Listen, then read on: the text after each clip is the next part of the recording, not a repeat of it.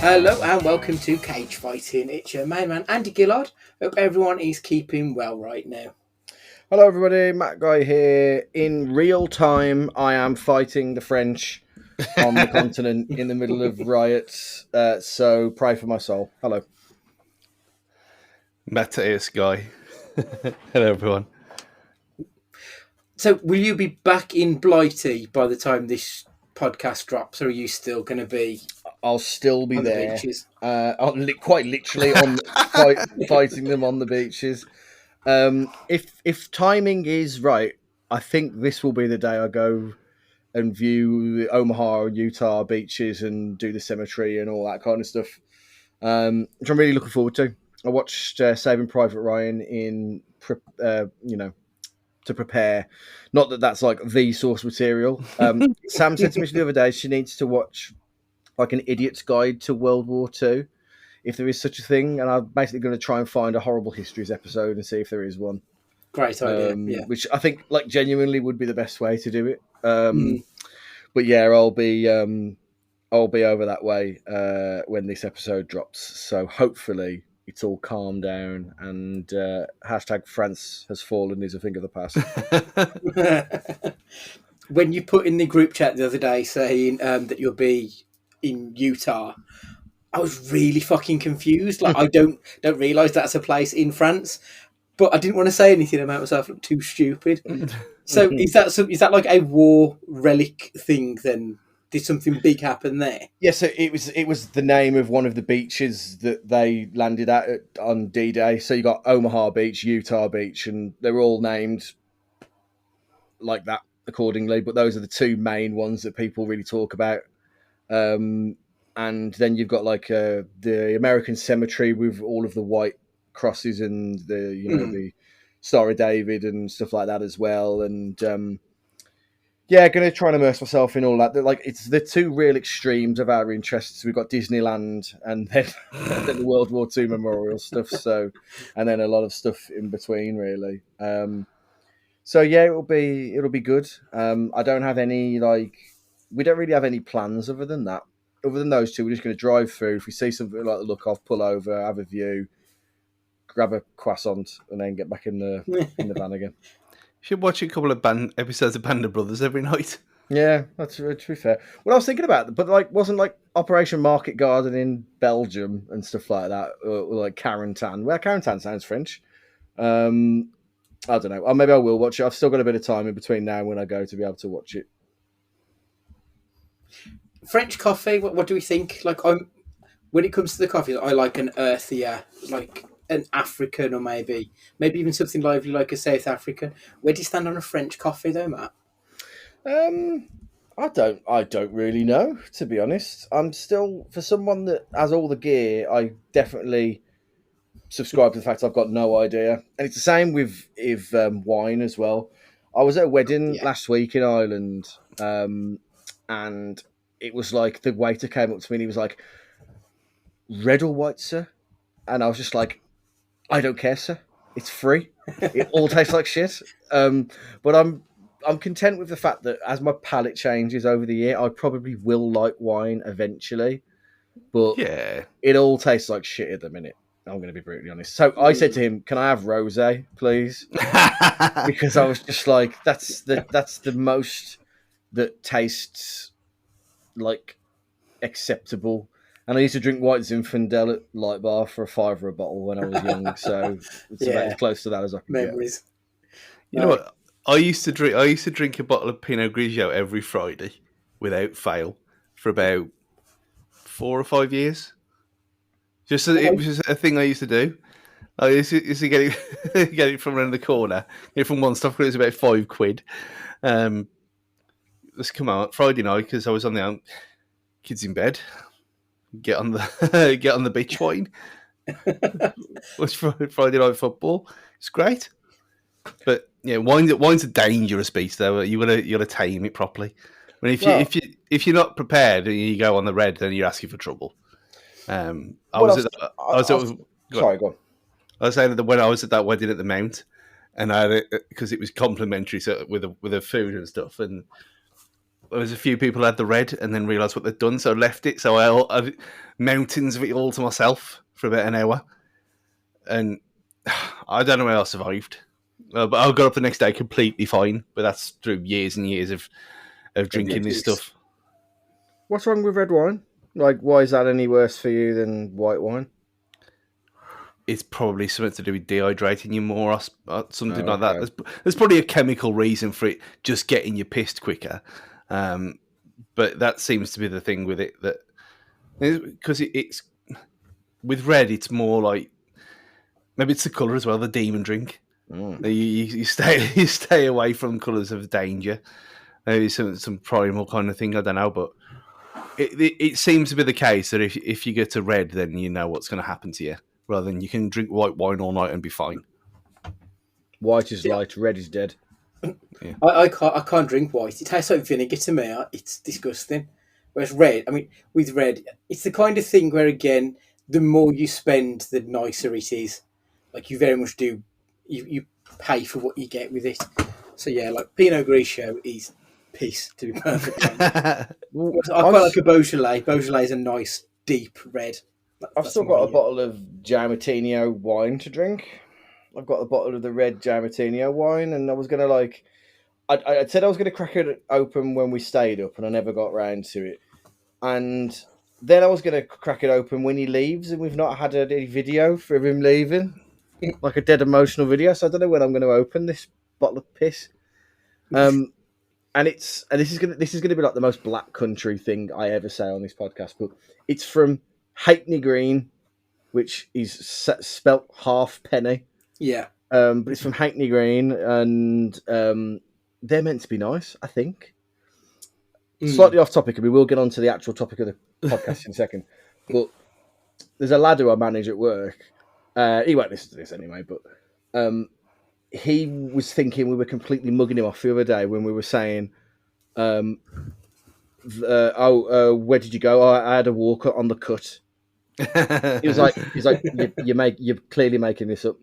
And me and this this woman who I manage, who's a couple of years older than me, but she's not like, in her 70s or anything. And we were just going through them, like about being K-Lied and just other such kind of intricacies of the black country. And yeah, he just thought we were completely on the wind up.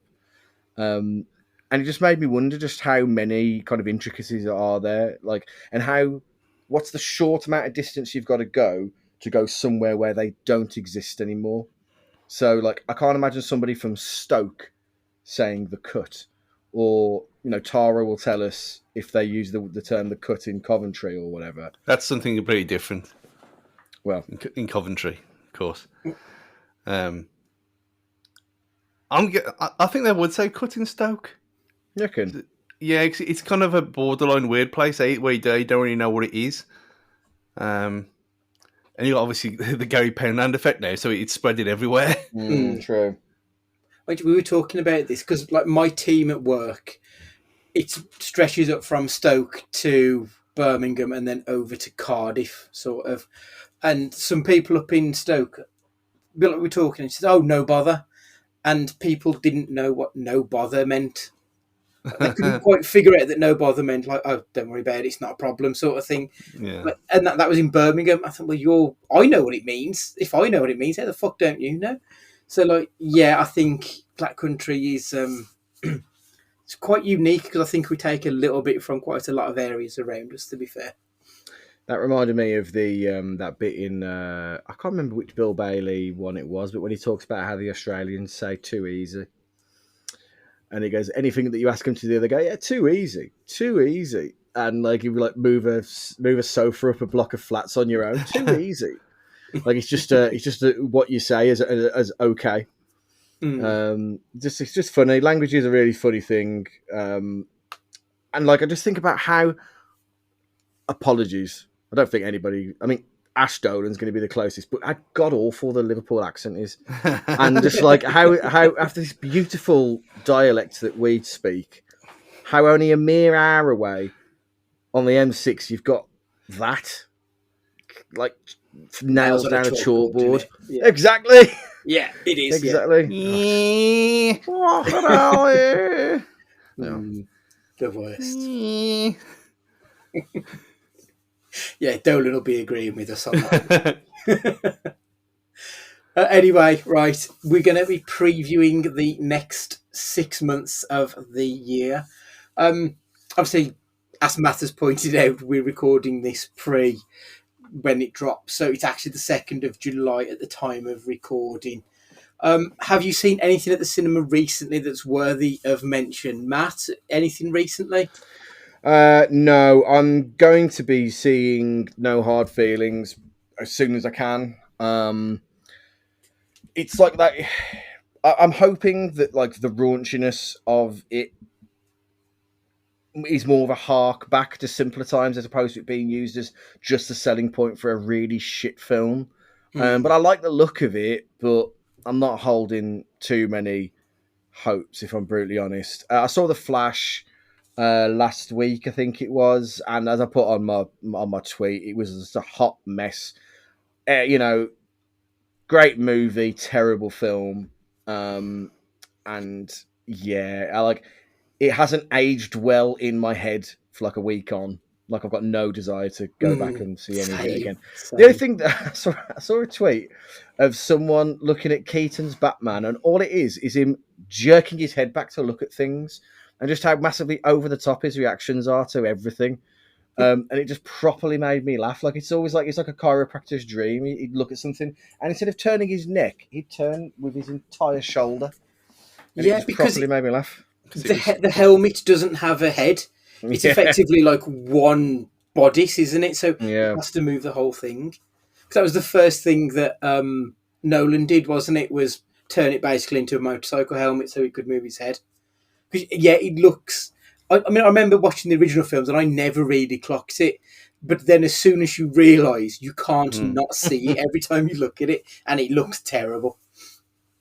Stu, have you seen anything recently that's worth a mention? I mean, I really enjoy The Flash for its stupidity. And obviously the nostalgia factor of all of their films that we've talked about this before, that I'm a sucker for this stuff anyway.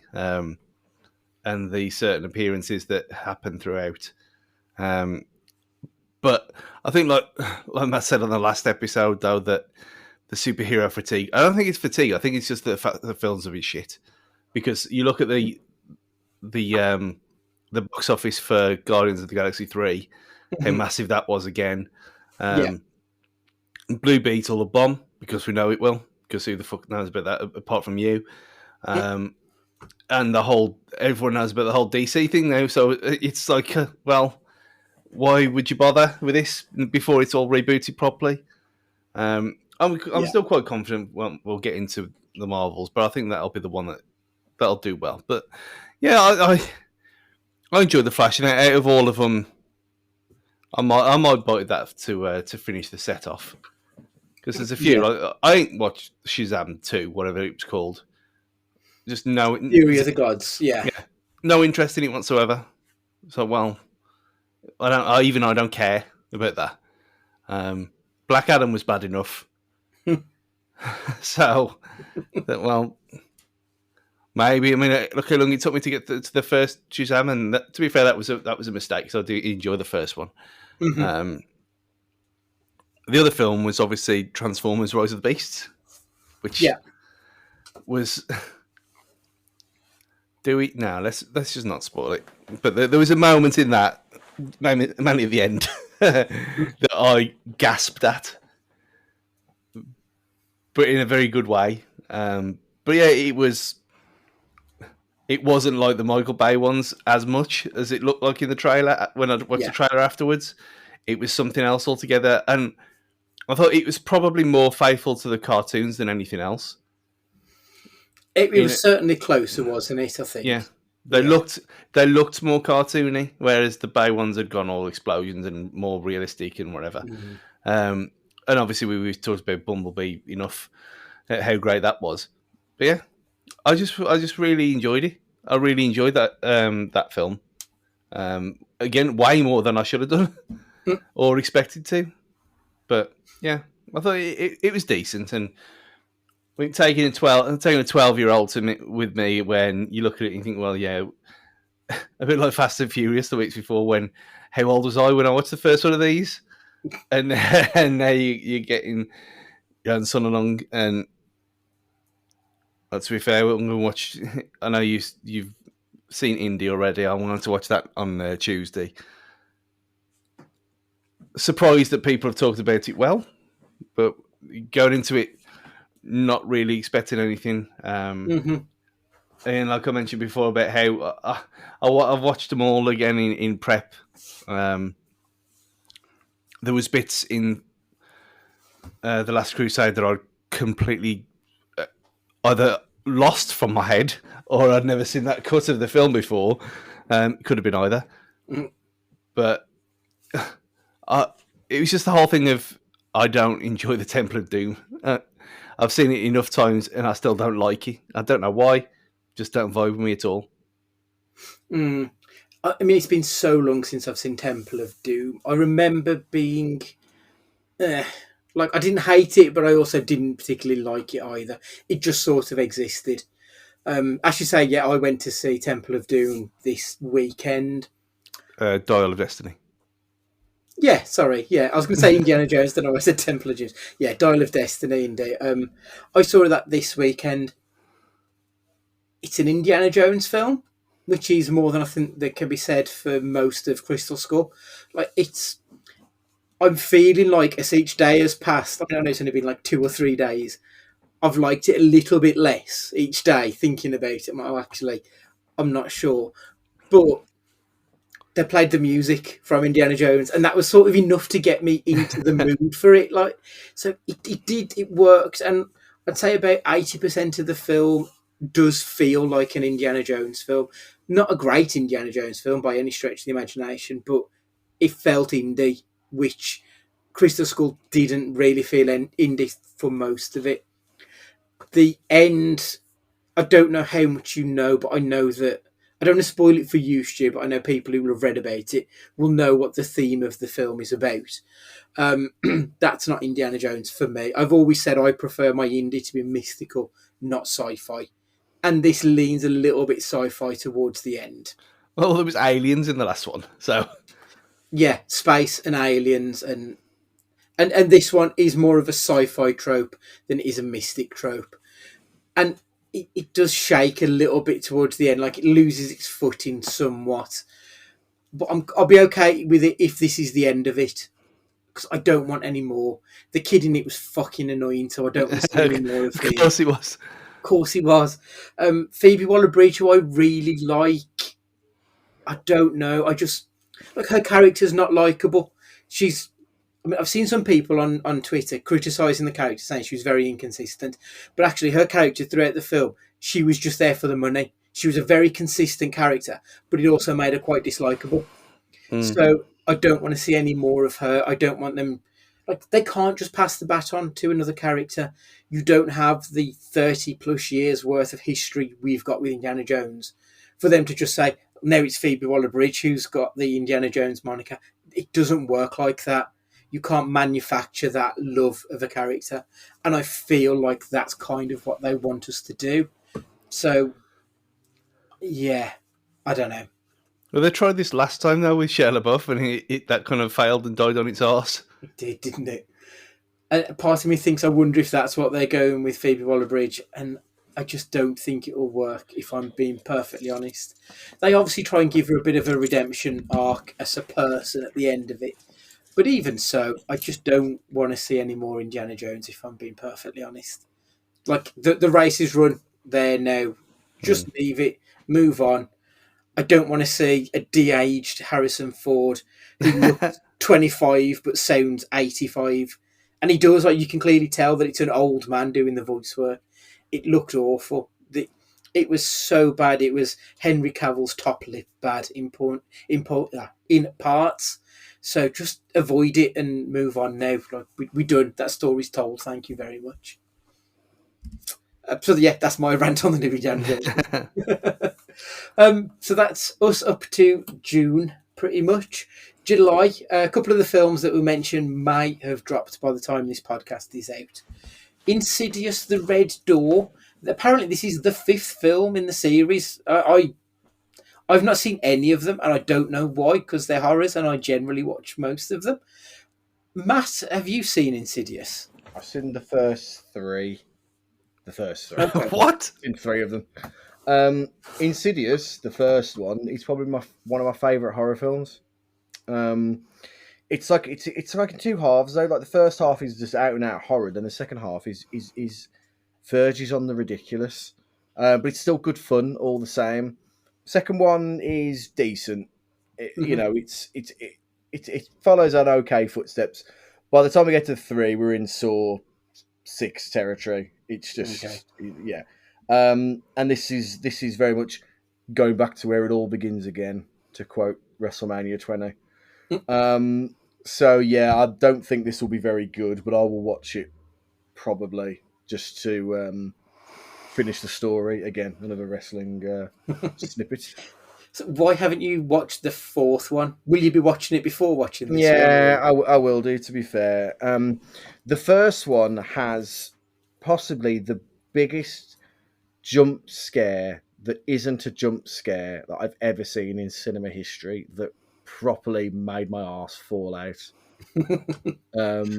It's pretty like famous scene. Like if anybody was to show you a snippet of Insidious, it would be this still image.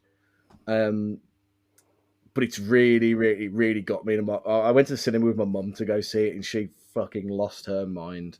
Yeah. It was hilarious. You know what did that for me? That's not. I know he's going to write in and say if I don't mention it, so I might as well do it myself. But we went to watch Jurassic Park 3, and you know when the title card comes up and the claws slash to make the 3. I properly jumped out of the chair and made a little squeak. And that wasn't my arse. It was like ah. And I don't know why, but I haven't seen any Insidious either. I don't know what it is. It just completely passed me by, and I never went back to check them out. The scene that you're talking about, Matt, I think I literally know 2 things about Insidious. There's a scene where there's a kid on screen, but you don't necessarily see him until he moves. Mm-hmm. And then there's one with a red guy, demon-looking thing. I don't know what that is. Correct. Is it one of those scenes? Is the scene? The latter. But it's just brilliant. Like I don't know how to describe it. I'd never seen I hadn't seen Paranormal Activity by the time I'd seen this, but it felt like I was just going to be another rip off of that, but it really wasn't. Like I don't know what you like about watching horror before you go to bed, but I'd watch it ASAP because the first one is excellent. Okay. Yeah, I think it was because it was very much at a similar time when you had The Conjuring, and you had Paranormal Activity. And I didn't care for Paranormal Activity or The Conjuring all that much. So I think that was why I just avoided it and never went back to revisit it, maybe. Next up is Mission Impossible Dead Reckoning Part 1. We've seen a lot of nostalgia-driven action movies really struggle at the box office recently. Like Indy 5 apparently is coming in well under expectations. Stu, do you expect Mission Impossible to buck the trend? Or do you think this is just the way cinema is now? People don't want to see big, expensive, like heavy franchises going on at this point. What do you think, though? This is a weird one. I mean, it's clearly not, is it? Because we've already had, like we talked about over and over again, about how well Guardians 3 did, and that's a big, expensive explosions and comics at the same time. And what, film 32 of that thing? That did well. Fast and Furious, up until the last one, did well. And again, I think you can chalk a lot of that off to how bad 9 was, that it put people off. Yeah. Which is a fair point. But I haven't seen this is the one thing that I should have watched, these films, and I haven't. I've seen the first 2. Mm-hmm. That's it. And I think I watched 3 once, years and years ago. But I've bought them all. I've got them all there. I was going to watch them in preparation for to go and watch this one, because I've never seen one of them in the cinema that I can remember anyway. I might have seen the second one. I would have definitely been too young for the first. Was that 96 maybe? I'm just looking now, trying to think what I've actually seen in the cinema. I think I've seen the first one, maybe. Yeah, starting in 1996. Yeah, I think I saw the first one, because if I remember rightly, I think it was a 12A or whatever it was back then. Maybe, and I might have seen the second one in the cinema. I mean, again, it's so long ago. Yeah. That I can't think, but yeah, I don't know why, because they are, as we all know, these are my kind of films. Yeah, very much up your street. Exactly right, my alley. So I don't know why I've just never got around to doing it. So I think it's probably too late now because of catching up with everything else that's all come out at the same time. And the fact that it's a two-parter, I might just wait now. Yeah, and give not a bad idea, really. And give it the year, and then watch one a month next year before it finishes. Because I presume that's the end. Allegedly, whether or not they try and pass the baton, because why would they want to put a billion-dollar franchise down? Who knows? Yeah. But I think, box office-wise, it's just weird. I think, because it seems like here, no one gives a flying fuck about anything, do they? Like, you go and cinemas are completely packed out. In America, it seems like, apart from the odd one or two, like John Wick, where people are just back to normal, and they pack them out. Which again, John Wick 4, the fourth one, that did well. So it seems like people are picking and choosing, and then the ones that they're kind of half interested in, they'll say, "Oh no, it's a bit scary with the COVID and all the usual excuses." You can just say you don't want to go. But I see a lot still. I mean, 3 years later, there's people are still saying, "I don't like people." Well, we know that you don't like being around people, but the whole thing, is it safe to do so? And when no one did a flying fuck about that with Top Gun Maverick last year, and everyone went to see that. So I think there's a very weird kind of sweet spot of these films where certain ones everyone will go and watch. Yeah. But there's no rhyme or reason to which one it is. It does seem like it, doesn't it? I'm really interested to see how this one performs, especially because, like, Flash is one of the bigger names in the DC universe, so I expected it to do better than it has.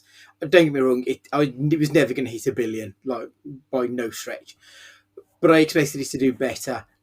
Similar to Indy, like, it's got a very big budget, and it looks like it's probably not going to get half of its shooting costs back, let alone its advertising costs and everything on top of it. So that's going to be a bit of a black hole.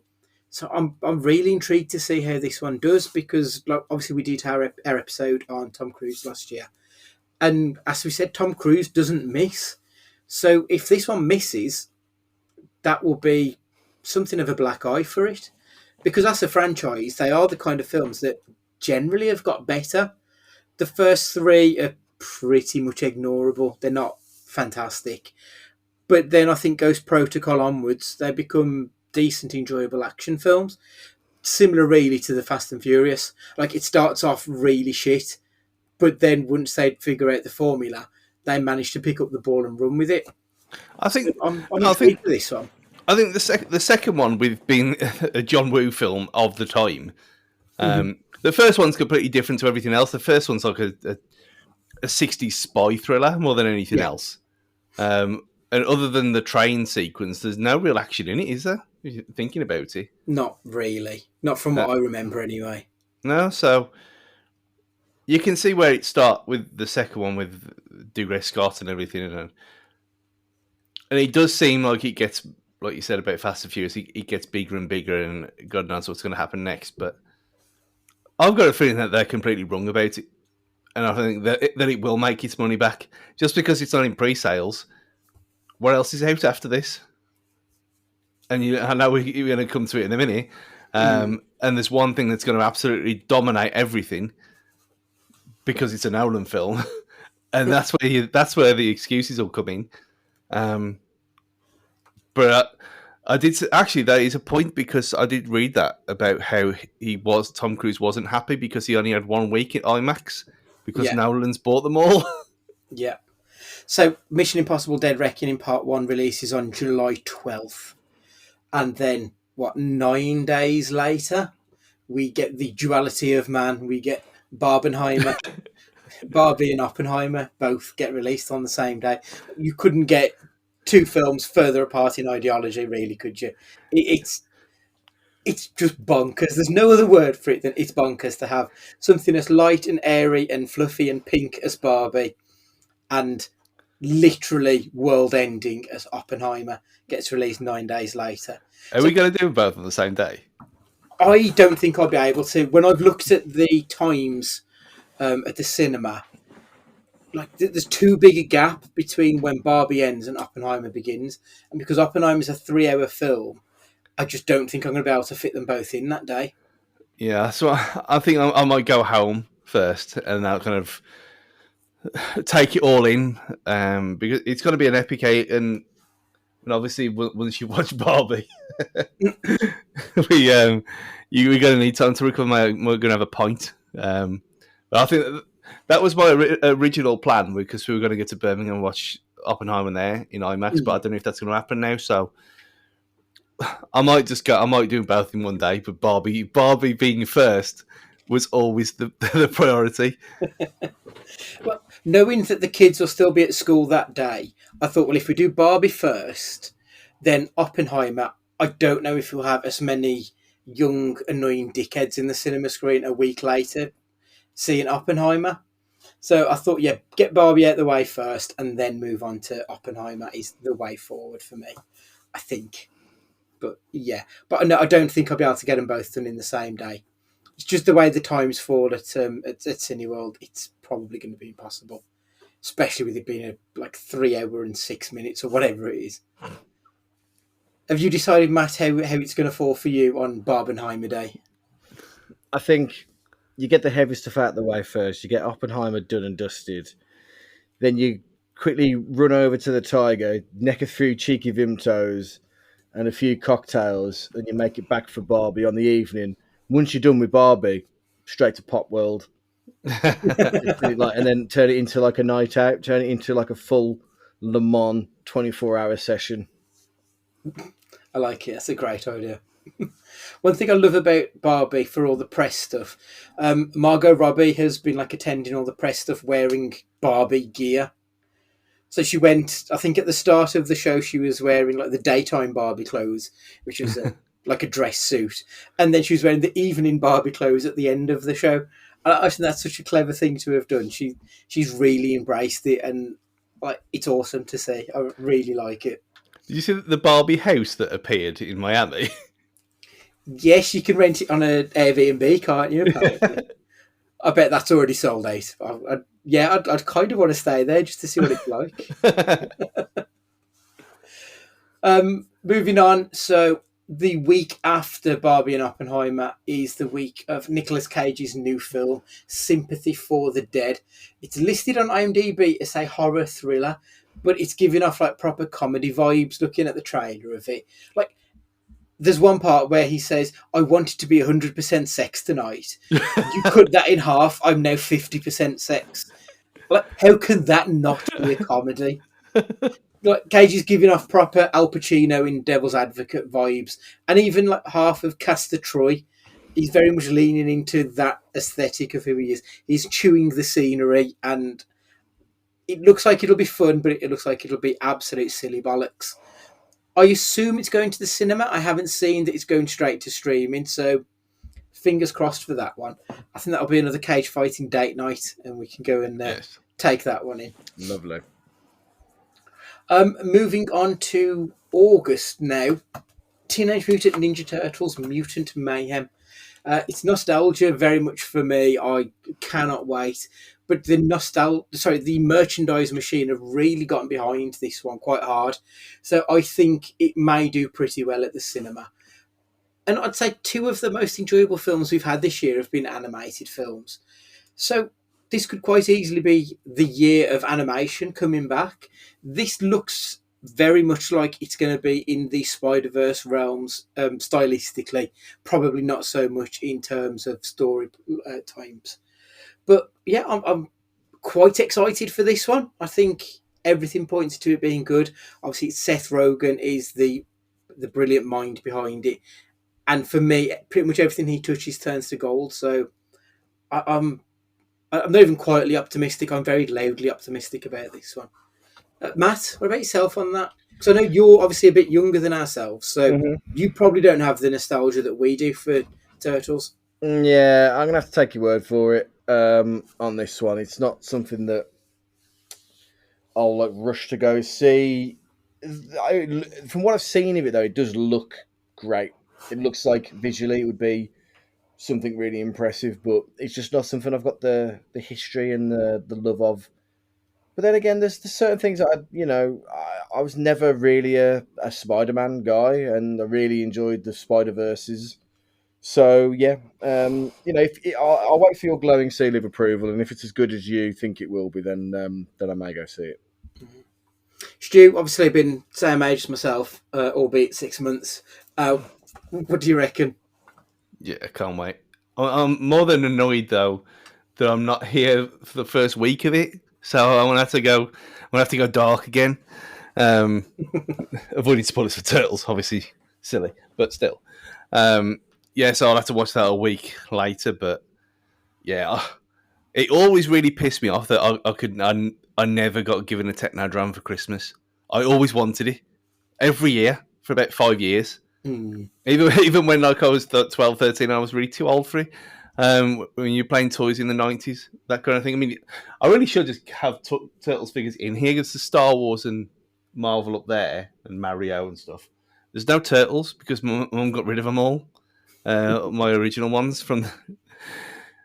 So if there is a toy line with this film and it's going to be as good as it is, I think that's the time to buy them back because there needs to be a Turtle display now. I love Turtles.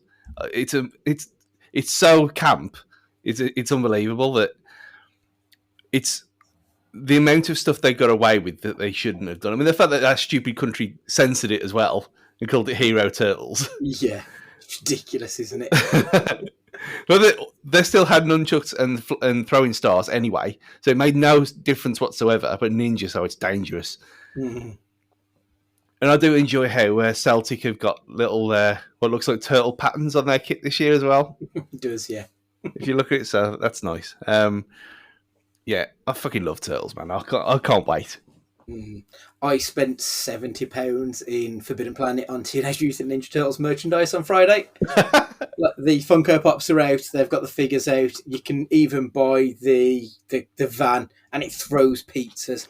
But it was like 56 quid, and I thought that's a little bit expensive. So I just bought some ooze as well. Like, I'm properly obsessed with it. It's very much my thing. Next up is The Meg 2, The Trench. It's a Statham film. He's getting back in the sea to fight a megalodon. It's been 5 years since the last Meg. It was 2018. I don't know why, but I felt like it was only 2 years ago. It feels like it's a lot closer, but no, 5 years. The budget was about 130 to 180, and it made back $530 million. Every year we get a film that's like an unexpected smash. Could The Meg 2 be that film? What do you think, Stu? Are you excited about these? Yeah. Oh, of course I am. It's exactly the kind of stupid nonsense that I love. And he had it with the transporter, where the transporter was kind of sensible, but then you think, where's he going to go from here? And then you had Crank, and that was ridiculous, both of them. Yeah, Crank. And then you go from him being like relatively sensible in Fast and Furious to the Meg.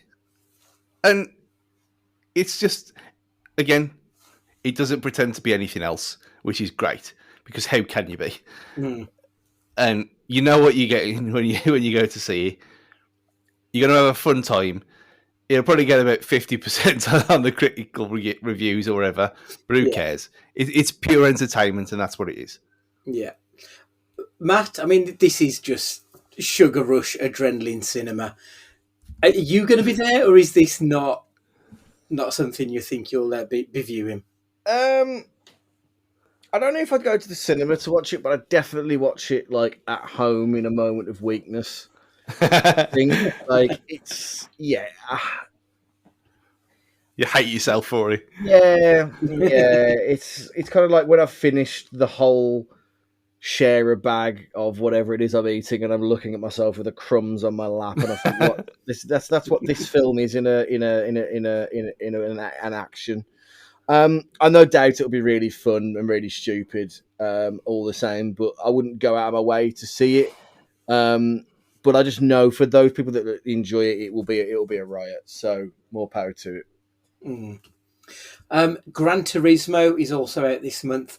Like, even as a fan of David Harbour, this just doesn't look very interesting to me. I don't know what it is about it. The premise of this film is a kid who plays the game, wins a video game tournament to become a professional race car driver. Matt, am I just being miserable, or does this one not look that fun? It looks shite. It's all kind of grey and dour looking as well, which doesn't help, I don't think. Like, if it was like quite gritty and they beat him up with like soap in a sock, like in the changing rooms of the whatever team that they're in, and it all goes a bit Nissan. Yes.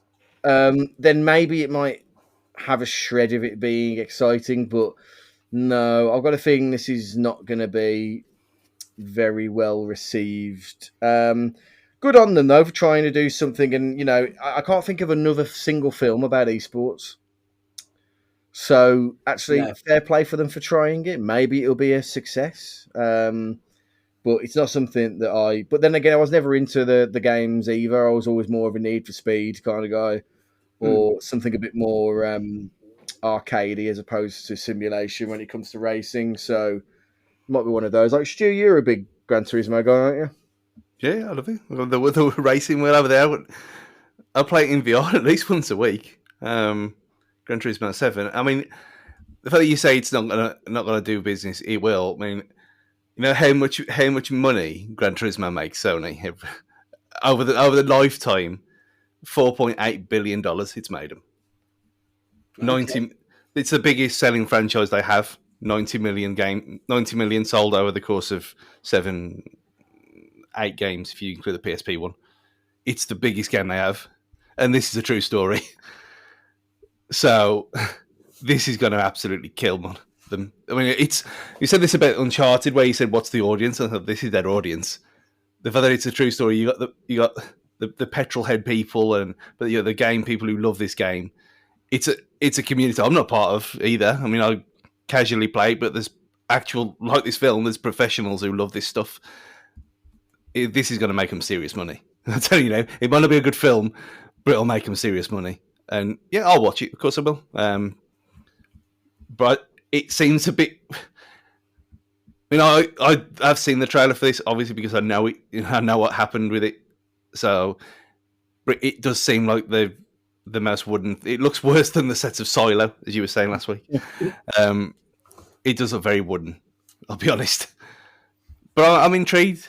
I'm intrigued what they're going to do with it, because would it be if it's been made for the people who enjoy this stuff and who are fans of the game? Yeah. Then they can't fuck it up.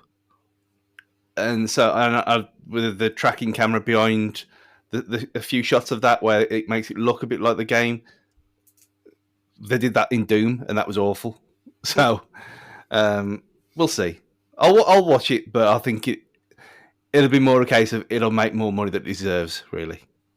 Okay, yeah. Blue Beetle. The trailer here makes it look like it's a pre-MCU style comic book movie. It feels like it's aiming for quite a traditional comic book base, I think.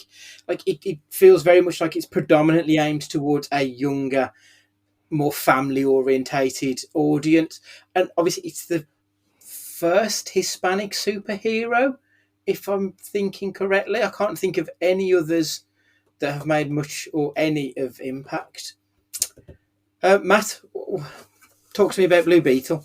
Obviously, I mean, like, in the wake of the biggest film this year in The Flash coming out, and people like not flocking to see it, and it's not done amazingly well, why would anybody give a shit about Blue Beetle? Do you know what I mean? Like, yeah, like this mammoth film that should have had everybody it should have had people queuing outside all the way up to from Bentley Bridge all the way up to the tiger should have and it just didn't do that well. Why should anybody care for this? Like, I just can't see it doing anything. Like, the trailer itself hasn't done anything to make me think this is anything other than just another superhero-y type film that I don't need to care about. So, if it gets decent reviews, I'll go see it, but I can't see it happening. And I don't think they've done a fantastic job, at least so far, of making us care about it either. Like, maybe they're preserving budget by not advertising it anyway. I don't know. But you don't hear anything about it other than if you've gone to the cinema to go see another superhero film. Maybe they think that's enough to reel you in. Yeah, I mean, they're doing a full court press with The Flash, obviously minus The Flash himself. All the advertisement was very much geared with Tom Cruise even saying, like, I've seen this film and it's excellent. And there's been nothing of Blue Beetle at all. It's been very much swept under the rug, even though I think he's going to be part of James Gunn's DCU going forward, as far as I'm aware. So I would have thought they'd have put a little bit of something behind it, but they really haven't. Stu, what are your thoughts on this one? I don't know anything about it. It's stupid, ain't it, really? It looks a bit... I think young adult's probably the thing that's probably spot on. It's like what age does that even count for? What, 18 to... You say 18 to 21? But Probably they're all younger than that. Probably yeah, like young adults. Plus. Yeah, young adult means 18 to 21. They're all like pissed. They're not going to watch this. This is like the Lady Bird book of action films.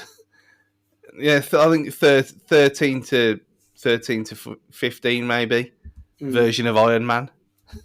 That's what it seems. Unless you got the AI thing and the voice and the kind of quirky comedy. Yeah. That was done 17 years ago.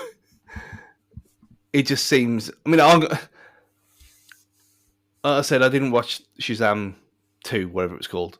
I didn't care. This, I kind of almost got like a Morbius feel about it that I need to see how bad it is. But I don't think it's going to be funny in a bad way. I think it's just going to be annoying. Like, I'm kind of intrigued, but that's just because I've got many years of reading DC comics. I think if I didn't have that, I probably wouldn't give a shit and wouldn't bother going to see it.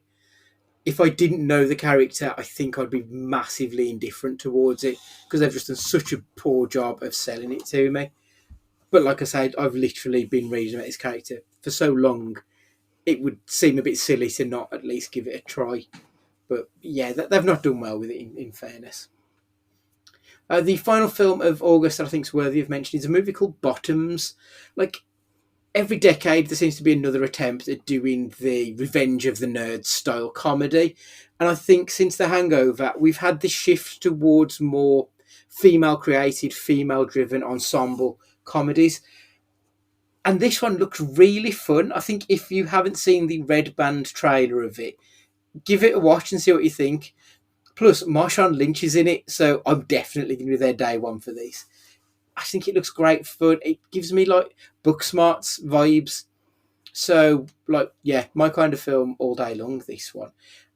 Matt, have you seen anything of this one? Because, again, it's another one that probably hasn't had a lot of press given towards it.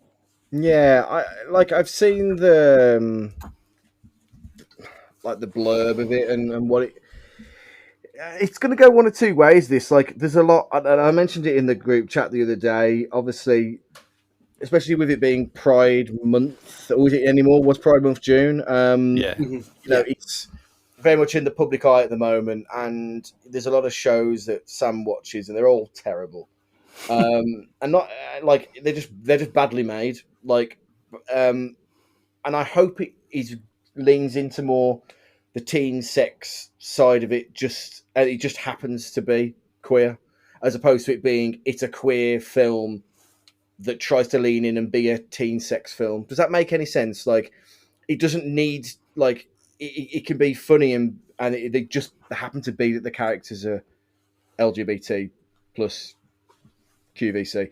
It can, like, it doesn't have to be like its defining feature. Like, sometimes I feel that speaking to people that I know that are part of that community, they just want to be represented, but it not necessarily be this is who we are singing and dancing. It's just that these are the same things that happen to everybody. It just happens to be that we're attracted to who we're attracted to. So I hope the film goes down that route of it and not be kind of, I don't know how to articulate. Yeah, you want it to be like a respectful portrayal of that community and not a case of sending it up. Because as far as I'm aware, at least a handful of the actors who are in it aren't actually queer, which I think always that presents an issue in itself. So I'm kind of intrigued, but I also know that the creative team are the same one who did Shiva Baby, which was about Jewish themes, that one.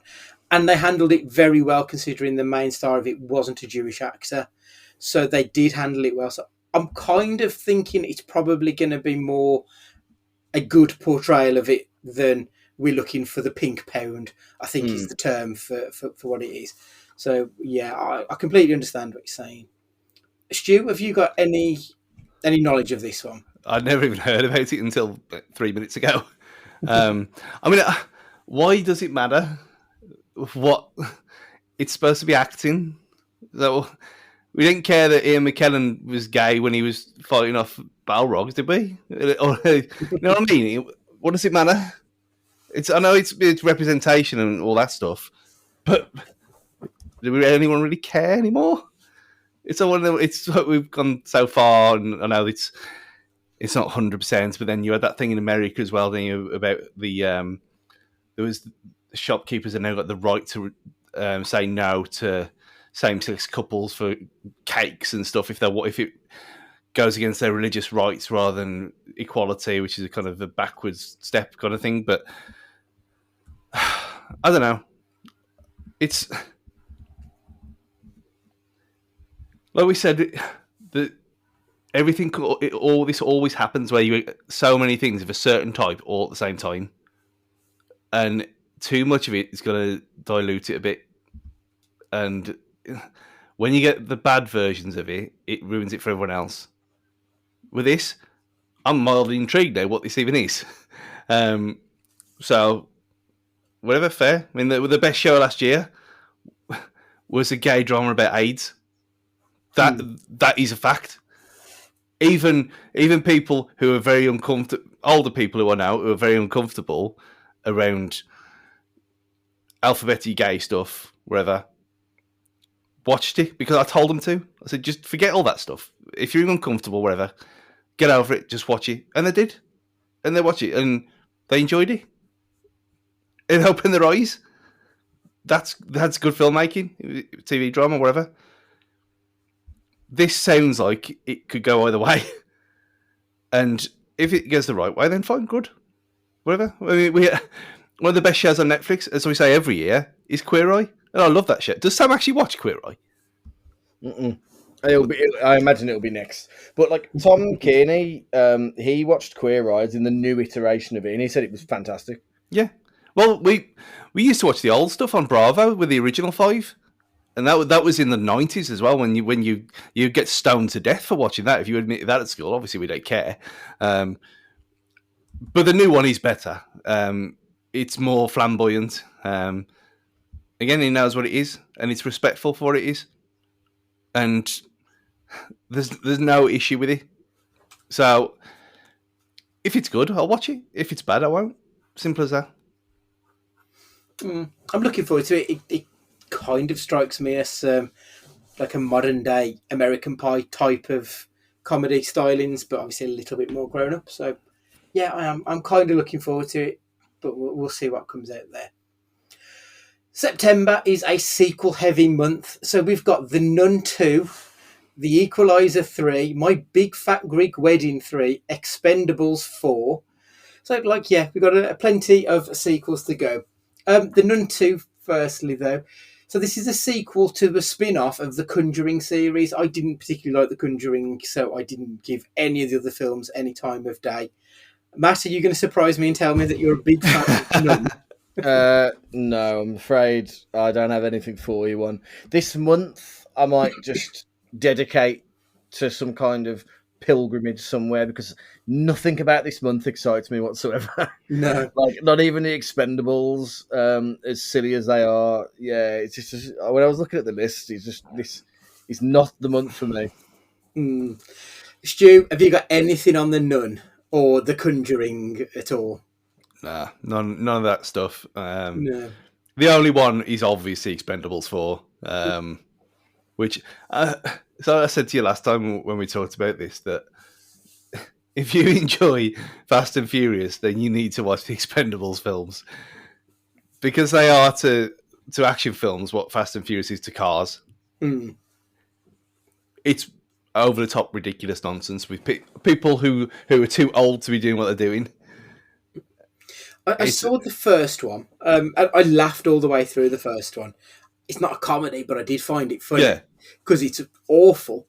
But I had absolutely no inclination to watch the sequel or the third one or really the fourth one, if I'm being perfectly honest. But like, there is very much an audience who seem to really enjoy it, and clearly you're part of that audience. Yeah.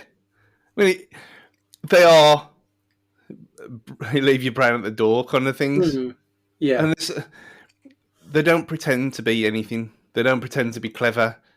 You know that you kind of know what the plot's going to be as you go in. And yeah, I think the fact that we are getting these things back is a good sign. Like we talked about before about the Lost City and Uncharted for what it was. Getting the kind of the old style Saturday afternoon, Sunday afternoon adventure film back.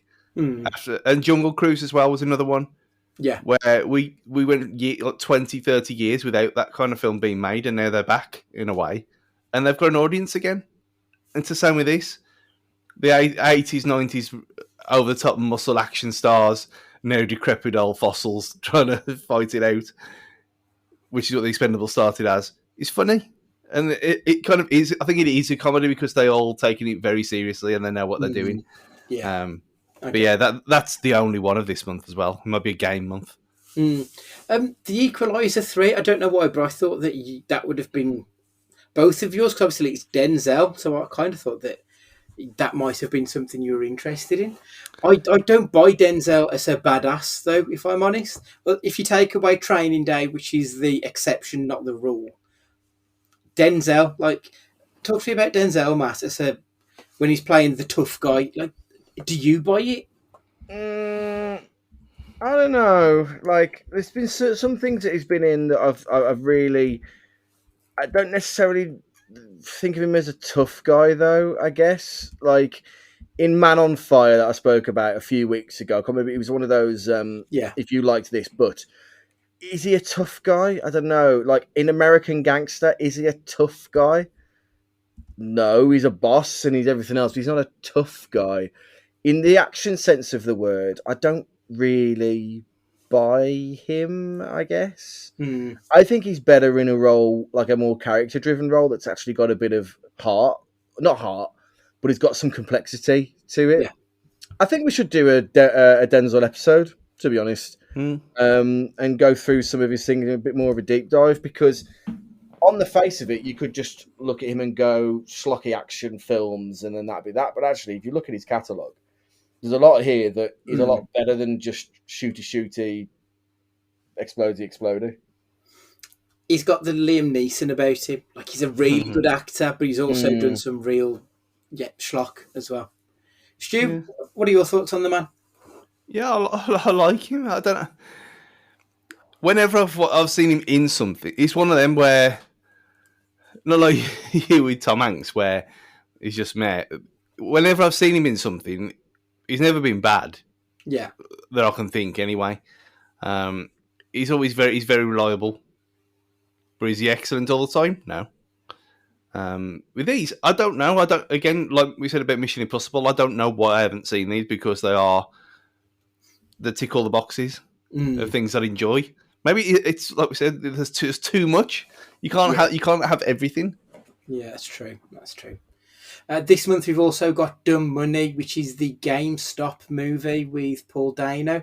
I like Paul Dano. He's very good as the Riddler in the Batman. He's a very indie kind of actor. I'm not sure how much I want to watch a film about Redditors saving GameStop, though. Stu, It seems like exciting. What? It seems like a Netflix kind of thing where you'd watch it. But I ain't gonna go out to watch this, no way. Unless it's one of them where it's just happens to be on at 10:30 in the morning, and I've just finished work, and I could walk over the road to go and watch it there. I ain't gonna make a journey to go and see it. Okay, yeah. Matt, does this one?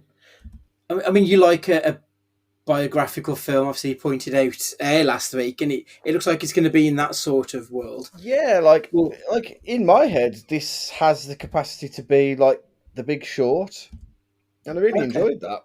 So I wouldn't write this one off just yet. And looking at the cast as well, I think it has the capacity to do something decent. I've certainly got more interested in this than the fucking Expendables. So for that, maybe I can give my critical review when it's out. Okay. The final one of this month is The Creator. Like I said, I'm not a massive fan of Denzel Washington, but I'm a big fan of his kid. John David Washington stars in this one. It looks like it's going to be a heavy sci-fi starring Washington, Gemma Chan, Ken Watanabe, Benedict Wong, Alison Janney, post-apocalyptic thriller set after a war between humans and AI, which feels very timely, doesn't it, at the moment? It's a Gareth Edwards film. Obviously, he was the director of Rogue One, and it looks very Rogue One-ish in the trailer. This looks like the film that I wanted Dune to be. I'm really looking forward to this one. Stu, good cast, good director, interesting premise. Is this one up your flagpole? It is now. You're getting the flagpole at full mast. That's what it's doing. Yeah. Yeah. Can't wait for this. Didn't know about it 20 seconds ago. Yeah, the trailer looks excellent, and it's one of those, like, I've as I said recently, I've gone your route of trying to avoid trailers for films I know I want to see. But had I not seen the trailer for this, I would probably have never even heard of it. So I'm really looking forward to this one. I mean, this sounds like one where it would have been the week before. I would have seen it, like how you just described it. Seeing who was in it, there would have been buzz around it at the time, and I would have gone to see it anyway. Yeah. Matt, does this sound like it's your kind of film? Tentatively so. It sounds on the whole of it, yeah, it would be excellent. But I also worry about, what was that Emilia Clarke one about AI? Oh God, yeah. The robot one, Ex Machina, was it that or no? Ex Machina. That's good. Alicia Vikander, that was brilliant. There was another one that she was in. I don't know. Genesis. Well, anything post T2 is awful anyway. And I don't just mean Train Spotting. I don't know. These are the kind of films that sound great on paper, and then they all end up a bit Battle for Los Angeles afterwards. I don't have a huge. I don't have it. Like, I want it to be great, but I just don't know. I don't want to put too much stock into it in case it's awful.